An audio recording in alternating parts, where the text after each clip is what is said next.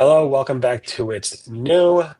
Morty's not here because he's letting us down today. Big time letting us down. I'm not Big sure. time. He's supposedly You can talk, for Greg. any event. I'll be covering the June 2025 Google Core update. Greg, what do you got for us? We've got a new PPC in town. Thanks to Cloudflare, pay per crawl. And a new.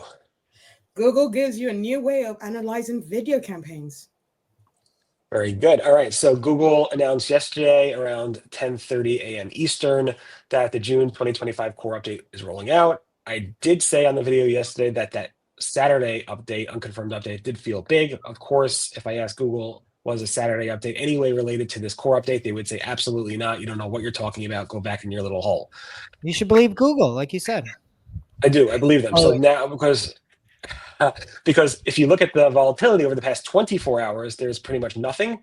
We'll probably will start seeing volatility in the coming days. So whatever happened on Saturday might have been something else, but the core update is a core update and it started to roll out yesterday. Of course, we don't see anything yet. Google specifically said on LinkedIn, this is a regular update designed to better surface relevant, satisfying content for searchers from all types of sites. It really left out the content creators bit, which it had in the March core update, where they say they're going to go ahead and make improvements for content creators over the coming year. And they left it out this year. I think Google gave up on the content creators. I'm not sure.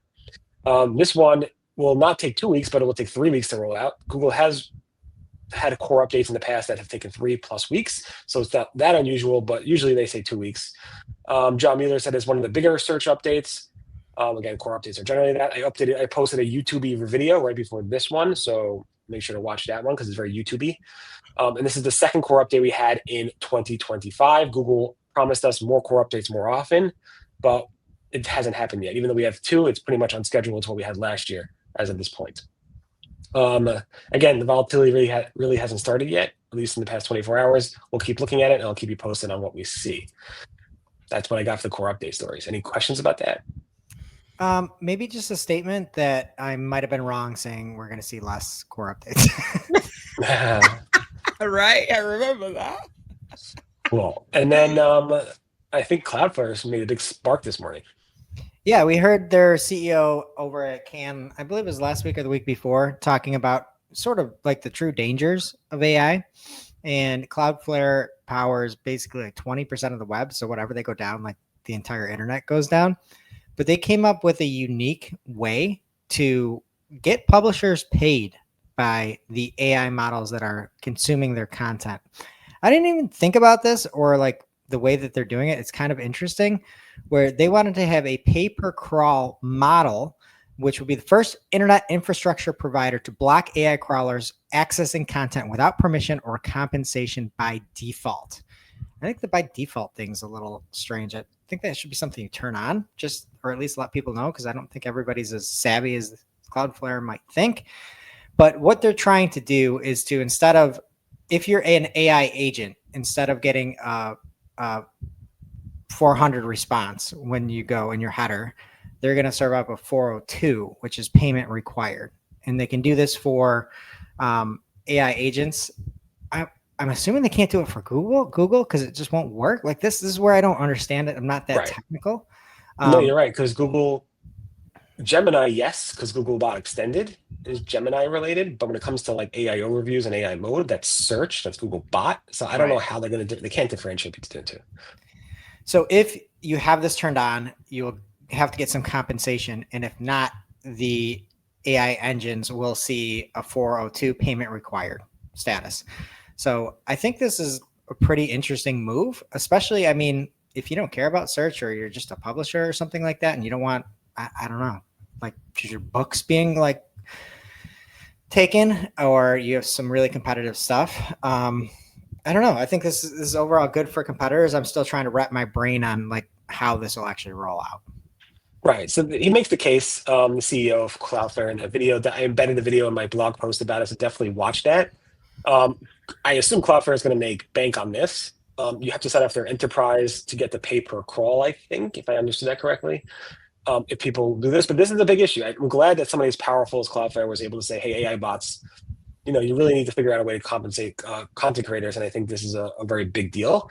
The web is blowing up about this now. So I personally probably will not activate this. I don't care if AI takes my content as long as the AI is providing answers that I think are right. Of course, I'm biased because I think I'm right, but I'm often wrong. But most publishers, I mean, a lot of publishers signed up for this. I think even Search Engine Land, the Media signed up for it. Massive companies like Adweek, BuzzFeed, Fortune, The Atlantic.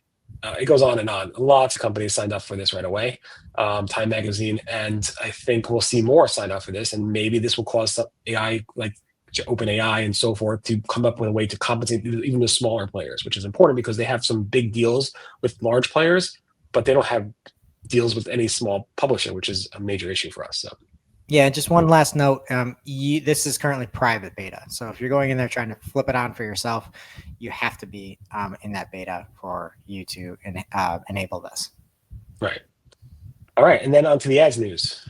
Yeah. Yes, we have some ad news today. We've got Google launching built-in video analytics, meaning that for those who will have it before it fully rolls out, if you go under campaigns under assets, there's a news tab, there's video, and it has analytics there that shows you your performance, whether it's coming from performance mags, it shows you your video campaign performance, whether it's from performance mags, demand gen, GDN campaigns, whatever we've got.